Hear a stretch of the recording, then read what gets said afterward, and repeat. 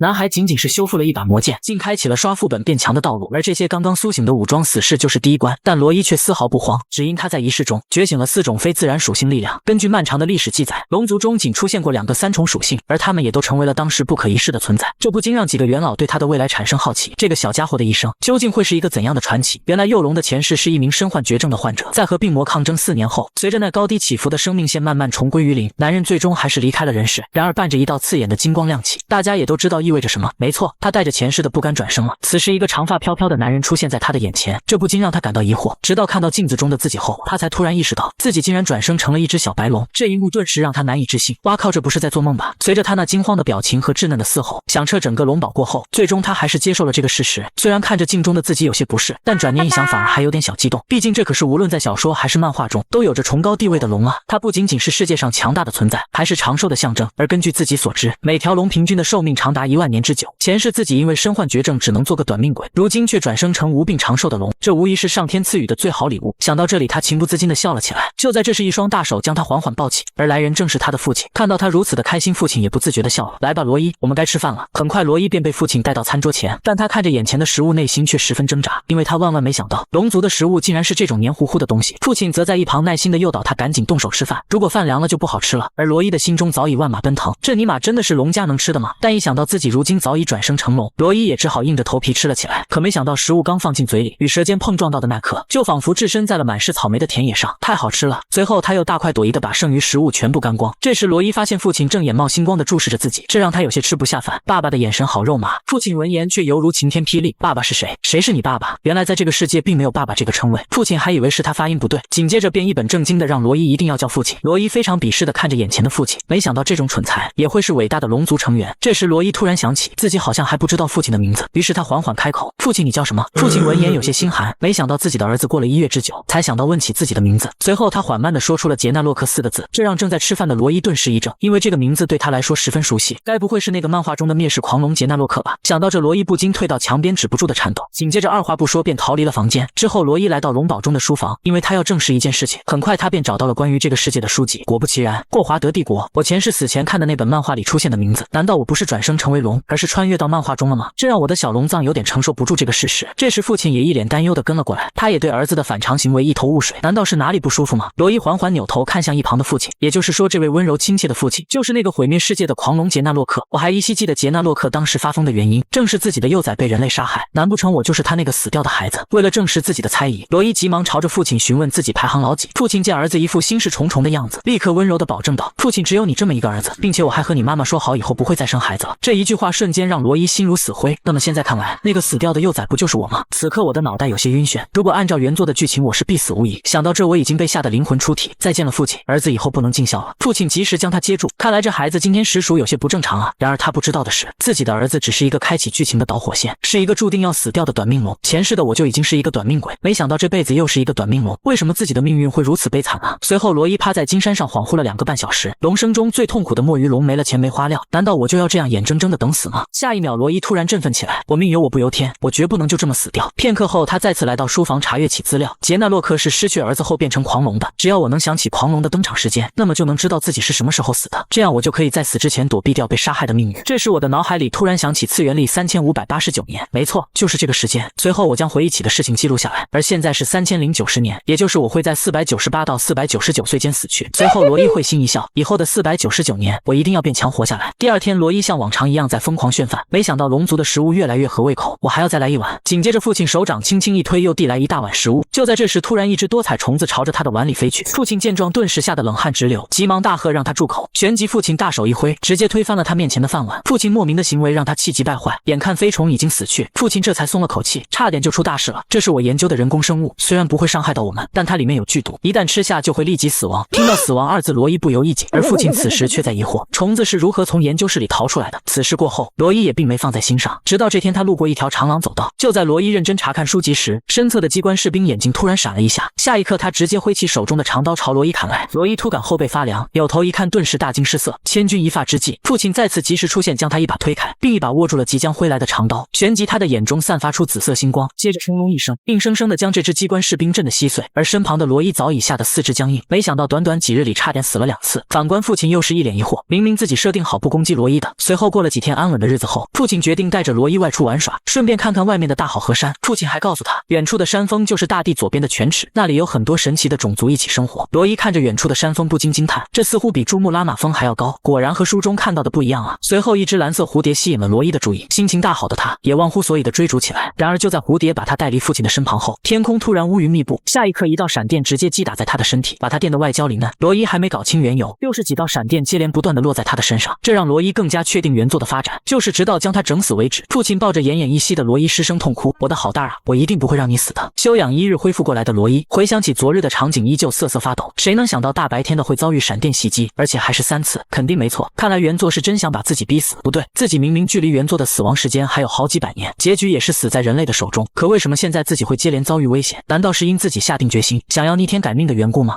卖批的，难道只有自己死了原作才能正式开始吗？难道自己现在死了杰纳洛克就不会发疯吗？接连不断的问题让他脑子越来越乱。不过自己也不是坐以待毙的龙，眼下必须尽快想到应对的方法才行。于是罗伊奋力一爪推开了父亲的房门，紧接着他便询问父亲家里有没有保命的装备。父亲听罢明显一愣，家里虽然装备无数，但是现在你太小根本无法使用，而想要使用装备就需要胜利，想要获得胜利则需要刻苦修炼。随后父亲又摸着罗伊的脑袋安抚道，乖儿子，你现在还小，等过个几百年再学习也不迟啊。罗伊听罢当即驳回了父亲的话，旋即撒起娇来，父亲人家现在就想学呀，你就答应人家吧。最终在他的软磨硬泡之下，父亲还是应允了他的请求。不过在此之前，父亲还要带你去一个地方，龙族宝宝想要修炼必须要确认自己的属性，而想要确认属性则需要面见龙族元老。罗伊听得一头雾水，完全不知道父亲在说些什么，但不管如何，只要能够保住小命就是好的。此刻父子二人来到房外，罗伊一脸期待地询问怎么去见元老，父亲微微一笑，当然是飞过去了。说罢，只见他身体周围瞬间被一股紫色魔力围绕，随着紫色魔力慢慢将他吞没，下一刻父亲摇身一变，竟然现化成一条庞大的蓝色巨龙。见此情景，罗伊满脸崇拜，自己以后也能这么炫酷吗？随后他怀着忐忑的心爬上了父亲的龙爪，紧接着父亲一个展翅便帅气的在空中翱翔，只留下罗伊独自在风中凌乱。不知过了多久，一座花朵形状的城堡出现在眼前，而这座城堡便是龙族的圣地银花城，也是各大元老所在之地。很快二人来到门前，罗伊看着那气势磅礴的建筑，内心无比震惊。这时父亲也幻化成人，带着罗伊走进宫殿，来到宫殿中央的杰纳洛克，先是向坐落在 C 位的桑德拉给予了问候，而他则是13元老中的老大，随后又和自己的父亲帕姆斯打了招呼。见到二人的到来，帕姆斯很是高兴，没想到几百年没见自己又多了一个孙子。此刻罗伊颤颤巍巍地来到爷爷身前，光是看着爷爷那不怒自威的神情，就让他惊慌不已。片刻后，罗伊的嘴里终于喃喃地道出了爷爷2字，一瞬间，帕姆斯那颗无比坚硬的龙心瞬间就被罗伊萌化了。这是谁家孙子，简直太可爱了。一番寒暄过后，杰纳洛克向桑德拉表明了想要了解罗伊属性的目的，然而桑德拉却有些疑虑，毕竟孩子还小，现在学习魔法是不是太早了？在得知了是罗伊自己主动提出的想法，龙爷爷高兴坏了，这是谁家孙子，简直太好学了。桑德拉见状也不再多说什么，随后便让罗伊站在中央，紧接着一声令下，元老们便开始催动起自己的元素之力。罗伊见此情景，简直快要被帅炸了。这时桑德拉嘱咐罗伊闭上双眼，伟大的元素之神，请聆听我的召唤吧。此时的罗伊也不断感受到各种不同能量划过，很快桑德拉爪中代表着时间属性的元素开始不断颤抖。见此情景的杰纳洛克激动不已，要知道非自然属性可比自然属性更厉害，我的儿子真的是个天才。就在这时，龙爷爷爪中代表着力量属性的元素也起了反应，这可把他高兴坏了，没想到自己的孙子竟然拥有双重属性。然而这还没完，此时莲花元老的空间属性也开始颤抖起来，这让桑德拉都感到无比震惊，因为在漫长的龙族历史上，只有初代龙王凯德斯和邪恶龙王罗特贝利拥有3重属性，想必这孩子将来一定会是改写历史的存在。就在众龙还没回过神时，另一名代表着精神属性的元老慌慌张张地示意众人自己的属性之力也有了反应，而另一边不明所以的罗伊还在开心地与元素之力玩耍。就在这时，他突然察觉到空气突然安静了，当他抬头看去，才发现几十只眼睛正齐刷刷地注视着他。罗伊见状不自觉地慌了起来，你们这是要干嘛？而一旁的父亲眼睛更是惊到溜圆，我的好蛋儿啊，真是给为父长脸啊。回到家后，明白过来的罗伊开始进入无限遐想，如今自己拥有了连古龙都不敢置信的4种非自然属性，想必这是一种打破原作平衡的存在。如果是这种程度的话，自己岂不是可以解决原作里所有的事情？难道这就是原作想要不择手段把我杀死的原因？想到这里，罗伊不免有些绝望，就算拥有这么好的才能有什么用？说不定自己还没长大就要嘎了。不对，还有希望，虽然才能太出色会遇到危险，但同时也是个机会。奥利给勇敢龙龙不怕困难，只要自己能好好锻炼自己的能力，一定能提高生存几率的。最重要的是，我可不是原作里的罗伊，而是拥有上帝视角穿越而来的大聪明，所以我一定要坚强的活下去。而眼下最让罗伊困惑的是，到底应该先学习利用属性施展魔法的胜法，还是先学习锻炼属性和身体技术的武法？旋即我奋力一拍，小学生才做选择，2个我都要，毕竟这具身体法力充足，只要努力一点就可以了。然而就在他准备开始学习的时候，没想到父亲竟带着丰盛的美食走了过来。这次父亲端来的并不是普通的食物，而是带有自然属性的稀有灵药。普通人吃了这些可能会因为灵力太强身体爆炸，而龙族则可以将大自然的法力转换成自己本体的属性，这一切都与龙之心有关。哼，小烧美食休想扰乱我那颗奋发图强的心。